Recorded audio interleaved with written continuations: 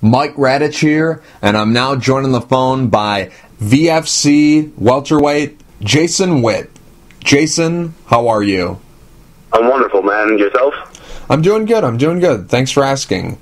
Jason, the name of the game is really random. That's where I ask you a random question and you give me the real answer. Some of these questions are custom made just for you, and some of these questions are generic ones that I ask all the people I interview. So, here's the first question. Superpower you'd love to have? Teleportation. Favorite movie? Probably has to do anything with the Ninja Turtles. I'm a huge Ninja Turtles fan, and so I guess, if you throw it on the movie channel, I'll watch it any day of the week. Movie you've seen the most times? I don't even keep track of that. Probably Legends of the Fall. It's a long movie, but it's worth it. Favorite color? Black. Is that a shade or is that a color? Well, what color? Favorite guilty pleasure? Considering I'm a fighter, I guess peanut butter is a guilty pleasure. Now, you've got a fight coming up July 16th at VFC 52. This fight will be 2 days shy of the 1-year anniversary of your last fight when you fought against Ike Valley Flag at Titan FC 34. That was on July 18th, 2015, and you won that fight by third round DQ. It was a great performance by you. Anyone who saw the fight knows that you were dominating the fight from start to finish, but because of the way the fight ended, it kind of left the fans wanting a little bit more. DQ finishes like that, fights not going the whole distance or fights not ending with a clear-cut stoppage, always leave the fans wanting a little bit more.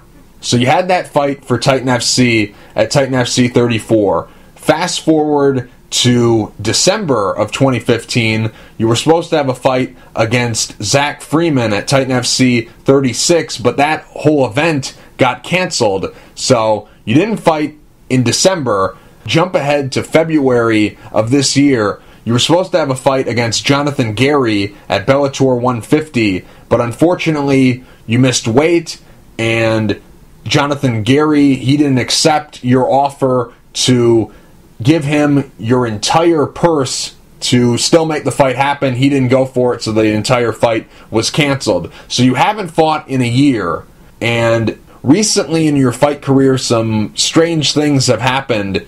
What exactly has this last year been like for you? It was extremely frustrating, to have all those fights come up and the Titan fight get canceled a week out, and I was on weight, I was ready to go. To have that canceled, it was really crappy and frustrating. To miss weight, it's never happened in my career, and it's terrible. It'll never happen again, but to have it go down the way it did, for me to miss weight by 2 pounds and him not take the fight, that's even more frustrating. The past year, I've kind of got to sit back and reevaluate myself and just kind of train more and not have to worry about a fight all the time. Last year I fought quite a bit, so it was just, training camp after training camp after training camp. Now I kind of got to sit back and enjoy life a little bit. I'm still training. I still train 6 days a week, regardless if I have a fight or not. So it's not been terrible, but it's been frustrating. So that kind of made this upcoming fight more special to me, and I really, look forward to getting back in the cage and showing what I've improved on. In mixed martial arts, for a fighter, it's feast or famine. If you fight, you get paid, and if you don't fight, you get nothing. So, with you not fighting for a year, how have you been able to pay your bills during this time period? Do you work a second job? Yeah, I've had a full-time job since I was 14 years old. Recently been trying to exit the company and fight full-time. But that's how I pay my bills. So I know, when the Titan fight got canceled, a lot of people were struggling. I was fortunate enough to not have to struggle with money because I had another job on the side. So I do another job, and it kind of helps me out a little bit, but it's also frustrating missing a training every once in a while. But the place I work at works really well with my schedule, and they've been there so long, they really know what I'm here for and what my goals are, so they really help me work through that stuff. What is your day job? I drive a truck for a delivery company. It's Arctic Glacier Premium Ice, so I pretty much throw 20-pound, 35-pound bags all day long. It's a pretty physical job, especially right now. In the summertime, it's obviously extremely busy. So yeah, that's what I do every day. I'm sure you've talked about it a lot in the past, and I don't want to beat a dead horse because what's done is done. You missing weight, it happened in the past, and obviously we've all moved on from that, but I think we should just touch on it a little bit. So, why didn't you make weight? Because I know you have a condition, and I'm not a doctor, and I don't play one on TV, so I don't exactly know how it affects you, but I know you have this condition where it's very difficult for you to cut weight the way you have to cut weight to make weight for an MMA fight. So I know you have this condition where it's difficult for you to drop a lot of weight in a very short amount of time. I don't exactly know what it's called. I'm sure you'll fill us in, but I know you have that condition. We've seen guys miss weight in the past. That's nothing new. You're not the first guy to ever do it. You didn't reinvent the wheel. We've seen guys who have bad weight cuts where the weight just doesn't come off because they stop sweating. We see guys who bulk up too much in the off season when they don't have a fight, and then when they get back into training camp, they've put on too much weight to make whatever weight class they're fighting in. We've seen situations happen before where the weight just doesn't want to come off. Why exactly weren't you able to make weight back in February? So you are correct. I don't know if I call it a condition. A lot of doctors don't consider it. It's like adrenal gland fatigue or failure. It's what we call metabolism damage. A lot of things like that. It affects your body a lot. You know, it's your adrenal glands are what affect a lot of your hormones, and so it affects the way you lose weight. And so I was cutting weight for the Titan fight, and I was down all the way down to where I should be. And once I got canceled, you know, I started eating again, putting weight back on, and my body never recovered fully from it. So when I went to lose weight for the Bellator fight, my body wasn't prepared. I don't know if I don't want to say I got too high because I was 190. I know it sounds bad, but I know a lot of people cut a lot of weight. But it just wasn't dropping the way it should. I wasn't losing weight fast enough. And it also, like I said, it stresses you out a lot, or it affects your stress hormones. And so that also helped me, or worked against me, because I was more stressed out about it, which makes it hard to lose weight, which, you know, it was just a vicious cycle of that. And so that was really why I missed weight. I got down as low as I could, and then I was sweating good, and then once I got down to those last 2 pounds, it was just like it wasn't going to come off. Like, I was still sweating, but none of the weight was coming off. There was something different about it. There was something that wasn't working correctly. And I don't know what it is. Like you said, you're not a doctor. I'm not a doctor either, and I don't know how or why it didn't work. It just wasn't happening. So, you know, I had to go back to the drawing boards and talk to my coaches and tell them, hey, this isn't happening.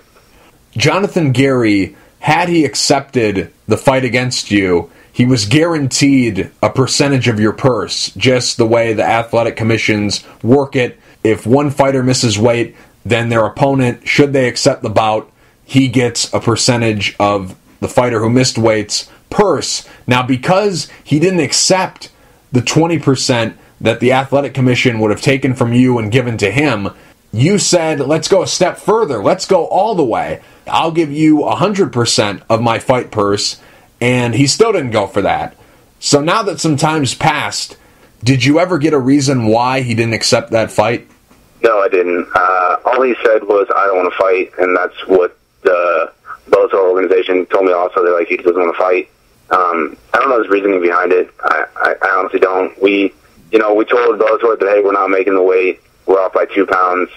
They called him. He talked to his coach. They said, okay, let's take the fight. We went through the whole entire press. We went through all the weigh-ins, did the face-offs, the pictures, did everything, and then the promoter came up to me. He's like, hey, man, he doesn't want to fight. I'm like, okay, give him 40% of my purse.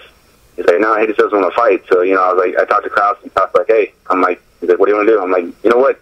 You can give him my entire purse. If win or lose, I don't care. He can take the whole purse. I just want to fight. And the kid just said, no, I just don't want to fight.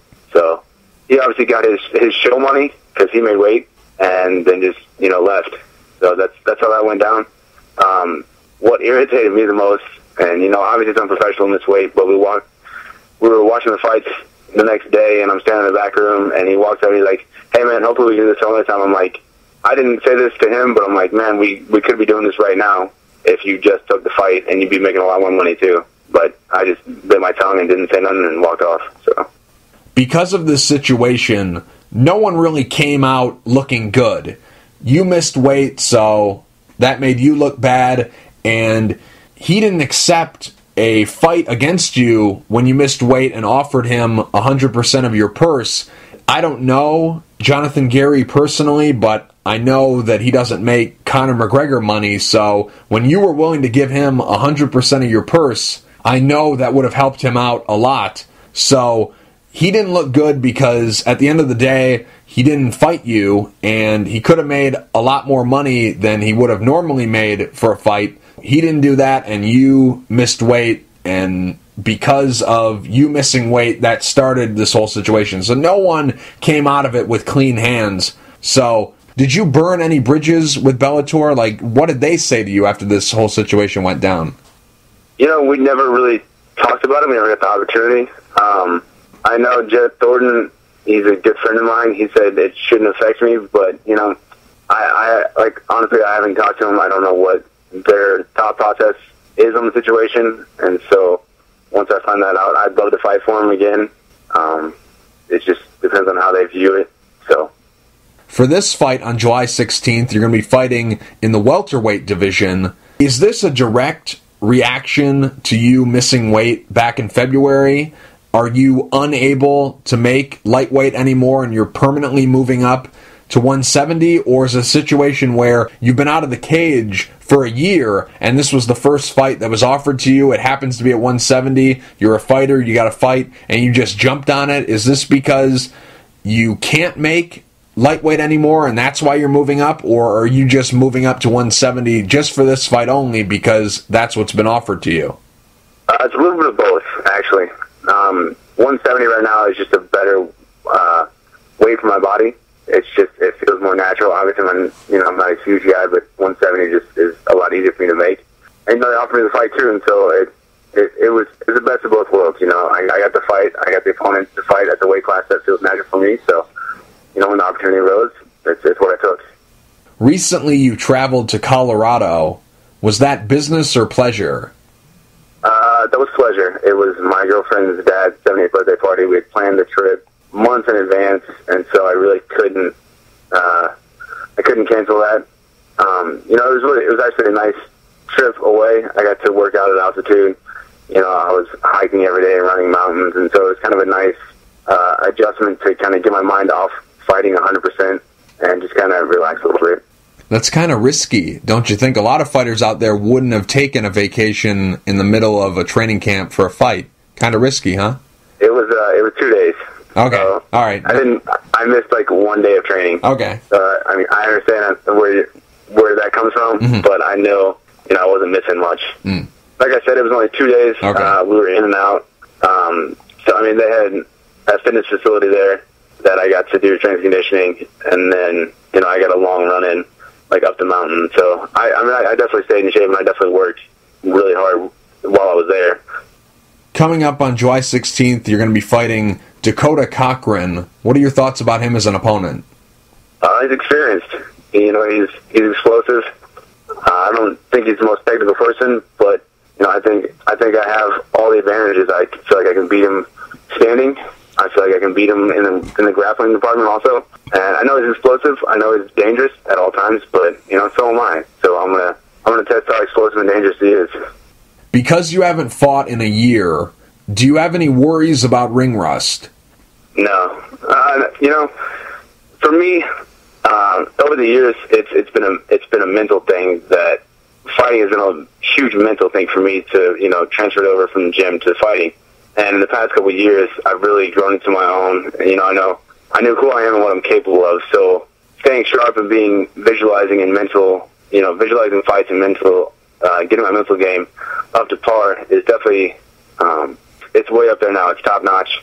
And I feel great about that. So I know all the visualization I've done is just going to make me prepared for the cage, whether, you know, I've been off for a year or not. What's currently written on your vision board? It says I want to be in the UFC in 2016. One that says I want to make $50,000 or plus through my MMA career. And then the other one, there's a couple other ones on there that say I want to make plans to own a personal fitness gym by 2017. I have MMA goals, I have business goals, I have relationship goals, I have all kinds of stuff. Is that $50,000 the magic number that it would take for you to walk away from your full-time job and make fighting your full-time job? No, not at all. That's just a goal I set. It's a lot less to walk away from my job right now. I have a lot of things coming up that should put me in a financial situation where I should not be able to, I will not be able to work, and I'll be able to train full-time. So that's kind of where I'm at right now. Hobbies outside of fighting? I used to do a skateboard back in the day, and I still watch skate videos. I still fall in love with that stuff. Obviously, I can't skate now, but that's something I love watching. And, you know, I'll watch the Street League on FS1 and stuff like that. I like going to movies. You know, I'm a huge movie fan, so that's really two of my huge hobbies. Do you have any pre-fight rituals or superstitions?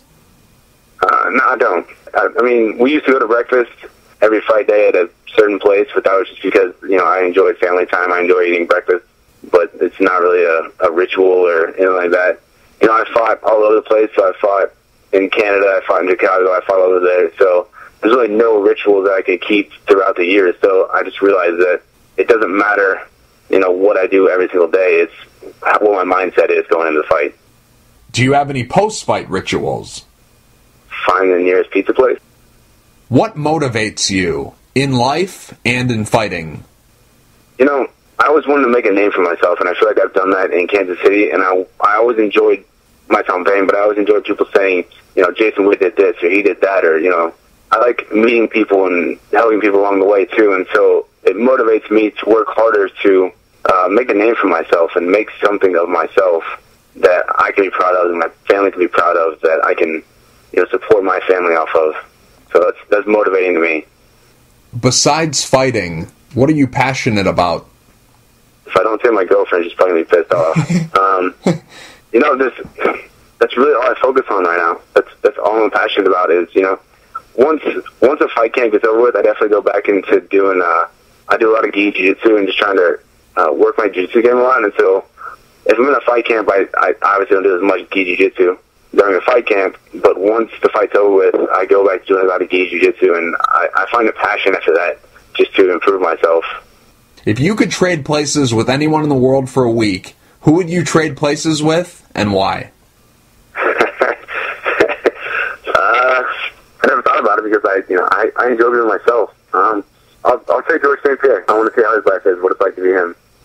If you could stay one age forever, how old would you stay, and why? I'll say 25, just because I felt I really found myself a lot when I was 25, and I felt physically really good at 25. And it's a good age. It's, you know, you're not close to 30, and people aren't giving you shit for being 30, and you're past 21, so you're not stupid anymore. Celebrity people say you look like?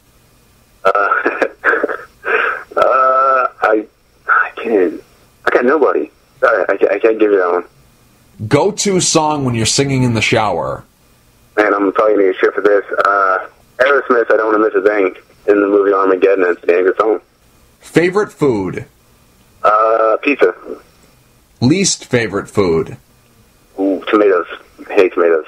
Which is ironic because, I mean, tomatoes are obviously in pizza. Yeah, I'm the same way. I love pizza, I love ketchup, but I hate tomatoes. So, yep. I'm with you. I eat ketchup all day long, but I don't like tomatoes, so I don't get it. Favorite restaurant? Graham & Dunn. I really like that place. I live on the plaza in Kansas City. It's a nice little area, a bunch of restaurants and shopping centers, and basically Graham & Dunn. It's really nice. They got a lot of nice drinks and cocktails and really good food. So, favorite band and or solo artist? I don't got a favorite band. Okay, I'll say I like Eric Church a lot. You know, I've seen him a couple times in concert, and you know he just puts on a hell of a show. And I'll also go with Guns N' Roses. It's one of my favorite bands since I can remember. I was 5 years old, and I actually had the opportunity to see them in concert last Wednesday, and it was a phenomenal concert.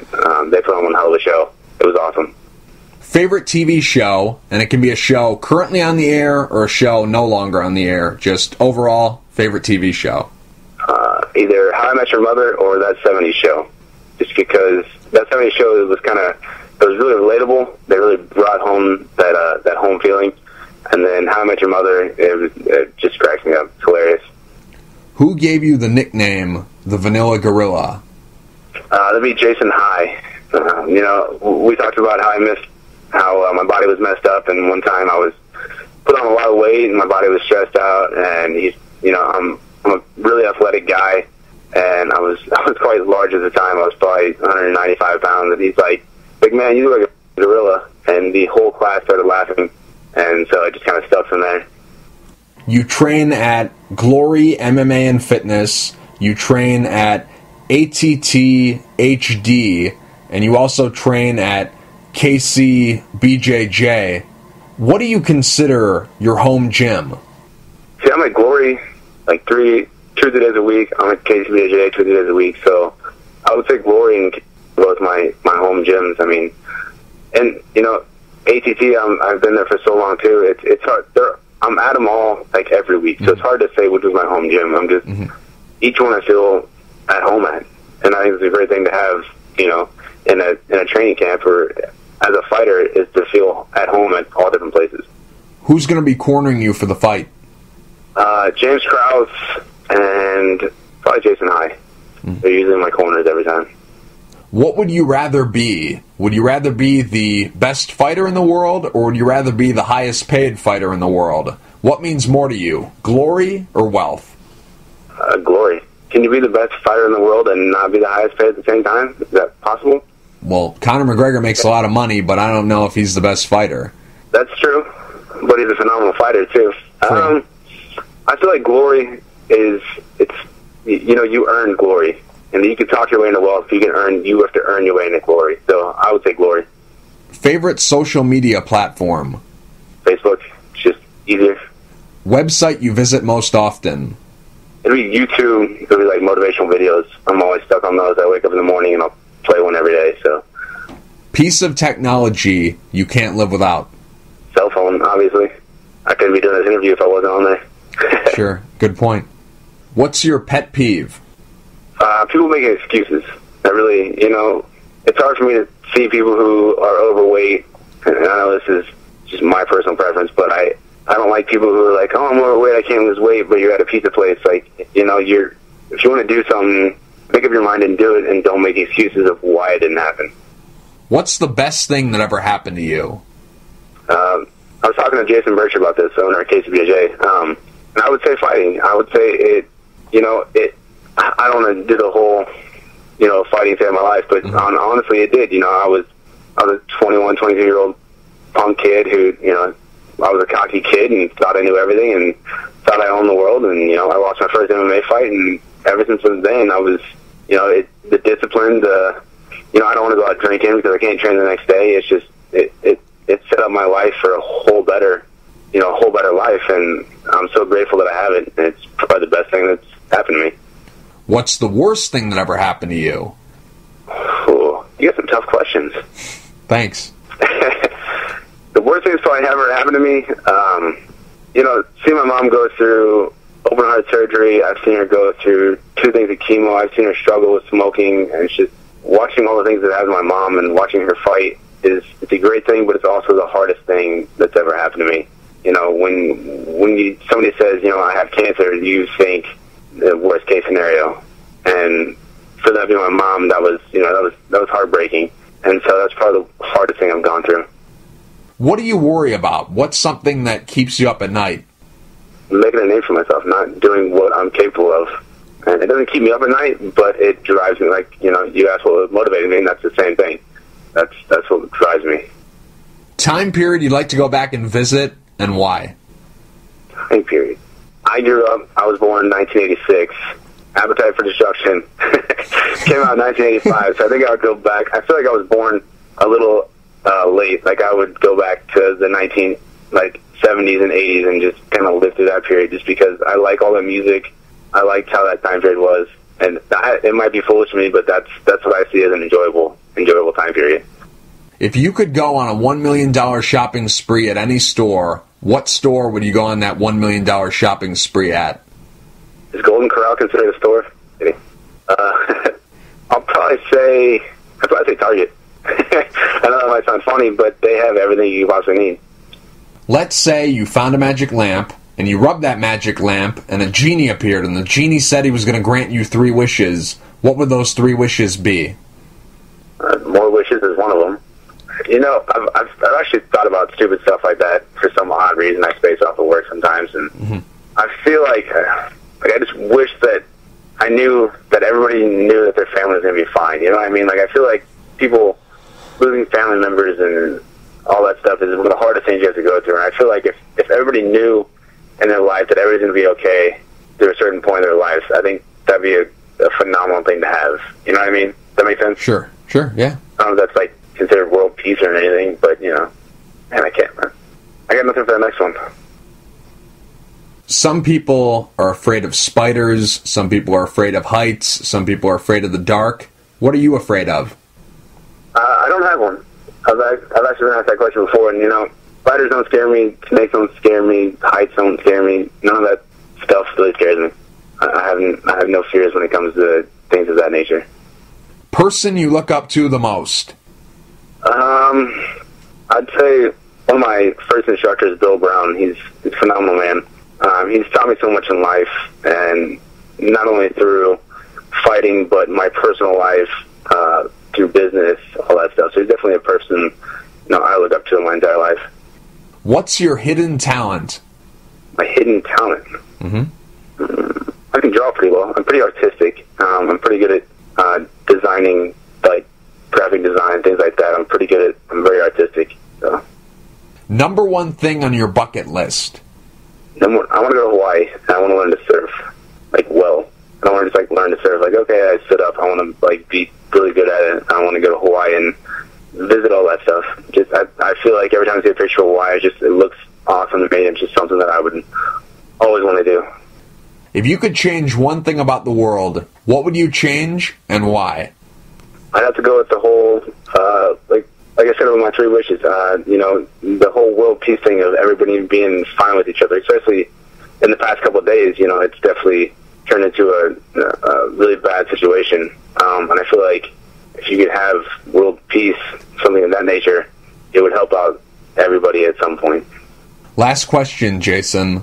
Let's say you were on death row and about to be executed. What would your last meal be? And I need an entree, a dessert, and a beverage. What would your last meal be? I'm going to go with the Ruby Float for the beverage. I'm going to go with Minsky's Pizza for the entree. And for the dessert, like a triple chocolate peanut butter cake, something of that nature. Anything with peanut butter chocolate on it, I'm okay with.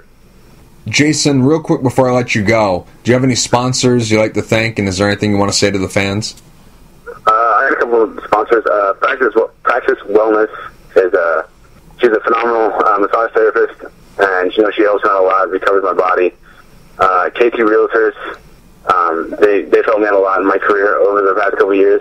Gateway Auto Plaza is also another one. I just got to thank all my coaches for helping me through this, all my teammates that stuck with me and trained with me through all the hard times, and then through all the fans. I just appreciate all the support, and I'm glad to put on a great show for everybody. Jason, thank you for taking the time to talk. I really appreciate it. Good luck July 16th at VFC 52 against Dakota Cochran.